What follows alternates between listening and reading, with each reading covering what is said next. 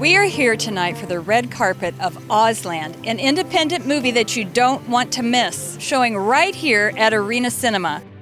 We have Jimmy Bellinger here tonight, and what does independent film mean to you?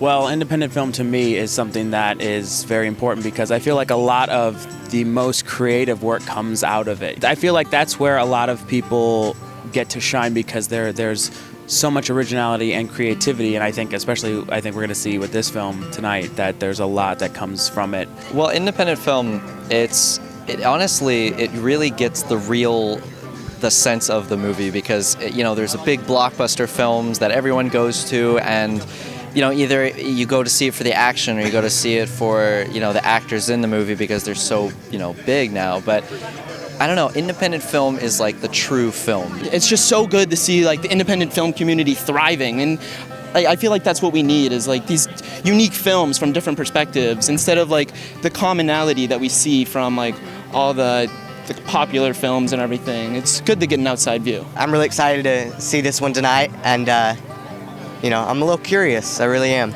I'm very excited to introduce Michael Williams, who is the writer and director of tonight's movie, OzLand.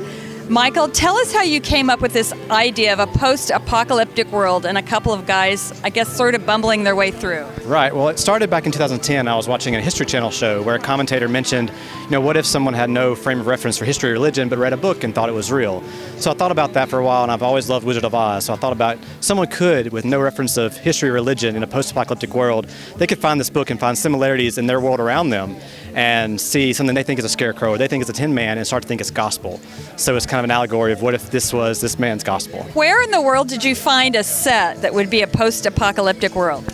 Everywhere. We went to so many places. We spent 3.5 days in Kansas in Mineola. It's about 20 miles south of Dodge City. And we found most of our major iconic locations there within a 5-mile radius. Came back to Mississippi and shot 12 days in just about every abandoned place we could find, whether it's an old school, an old factory, an old music park, and used all of that. Are you from Mississippi? I'm from West Point, Mississippi. Yes, ma'am. And so as a native Mississippian, how did your local folks feel about you making this movie? That must have been exciting, right? Oh yeah, they've been so supportive. I've been making films for 10 years since I was in high school, and every short film that I've done before this feature, they've been very supportive, whether it was with the helping of making it or the promoting of it when we were having our premieres. So OzLand was a crowdfunded movie, so most of the film's budget came from people supporting us with small donations and being very, very helpful, giving us locations, giving us food. So if it wasn't for the hometown community, we wouldn't have OzLand. And tell us why you're here tonight.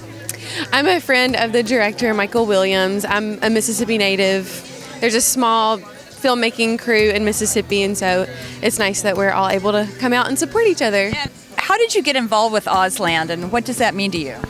Michael and I are friends from way back. We've made various film projects together over the years. He's a great friend, a great filmmaker. So I've supported him through the creation of OzLand, going back to the original crowdfunding campaign, and it's been exciting to see it develop, and I'm excited to see it tonight. I haven't seen it yet. If you don't mind my asking, how much money you were able to raise on that, and then did you have to put any of your own money in addition?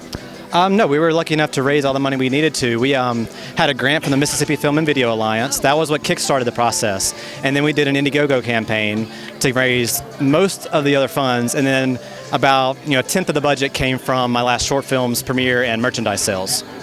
And tell me what it means to you as a independent filmmaker and a new filmmaker to have all these different film festivals that are out there that you're able to enter. Tell me how that maybe helps you as a new filmmaker. Oh, definitely. When I was making short films, that was the way you distributed a short film, was with festivals. So I made sure I made one every year so that I could go to a film festival every year. And those are my vacations, because I work so much I don't take vacations unless it's a film festival. And Mississippi has some of the greatest film festivals. They're so supportive, from the small ones to the big ones, and they've been very instrumental in the success of my short films and the success of OzLand and helping us get it out there. So. Do you think it would be possible to actually have a film studio in Mississippi and and drive your productions from there? Oh, definitely. I plan to make as many movies as I can in Mississippi. We have a great incentive program that our government's been pushing our incentive program so much to bring more and more film production to Mississippi.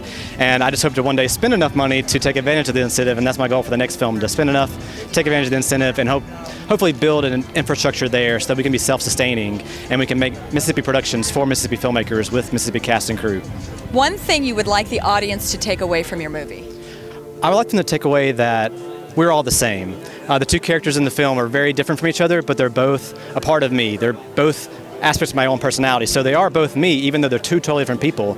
And so we could maybe be very different people, but we can always come together on certain grounds, certain things that we agree on. And we may not all agree on everything, but you can always coexist and be together in some way and make life better.